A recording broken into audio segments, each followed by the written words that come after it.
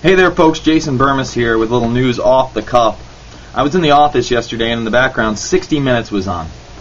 Now, a lot of you may be aware of a man named Dalton Fury. Now, that's obviously not his real name. When he went on 60 Minutes, he had to put on a disguise. They fitted him with a beard, with aesthetics all over his face. I encourage you to watch the video above this one that's posted in the link on CBS.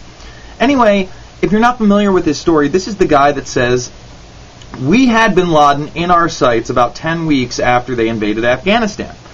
Now, what's interesting about this is he's Delta Force, okay? Two separate plans that he had to go and kill bin Laden and his team were both a no-go. His higher-ups said no, and he said in his entire career this is the only time that has happened. Now, what were the two plans? One, he was going to come over the back of the mountain ridge and then attack from there. They said no to that. Then they wanted to put a bunch of explosive devices, landmines, along the path to try to kill bin Laden. Again, it was nixed, not allowed. Then the CIA goes and hires Mujahideen warlords to assist Delta Force. Now, in this, he actually describes how he felt like the firefights that they were having may have been staged. He said it was enough to put on a good show, one or two people being killed, but then they would come back.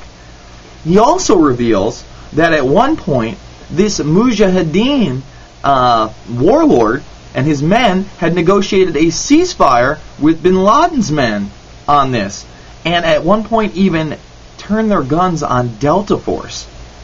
Very bizarre.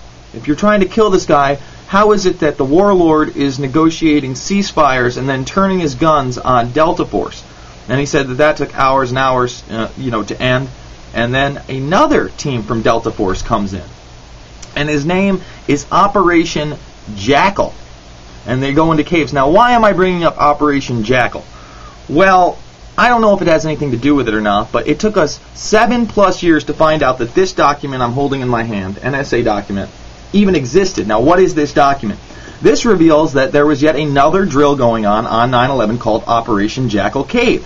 If you've watched the Loose Change series, if you've watched my film Fabled Enemies, we go over a lot of these drills and then tell you that some of them still remain classified to this day. Now, although this document here, Operation Jackal Cave, going on the morning of 9/11, seems to be declassified, it's not. Let me just show you what this thing looks like.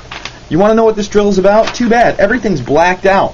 Blacked out. That's about the only chunk of text in the entire 16-page document that you're actually allowed to read, folks. Look. Entirely blacked out right there. Entirely blacked out.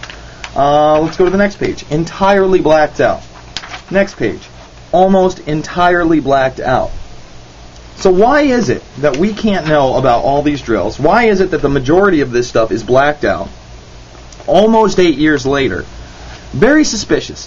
But I just wanted to show people this document does exist. We're going to be putting a link to this as well as the CBS story. And I want people to look into it for themselves, because when you have Operation Jackal Cave going on the morning of 9/11, you think that might have to do with Muslim terrorists in any way, shape, or form? I wonder. All right, folks, it's Jason Bermas signing out. Remember, there's a war on for your mind, Infowars.com and PrisonPlanet.tv.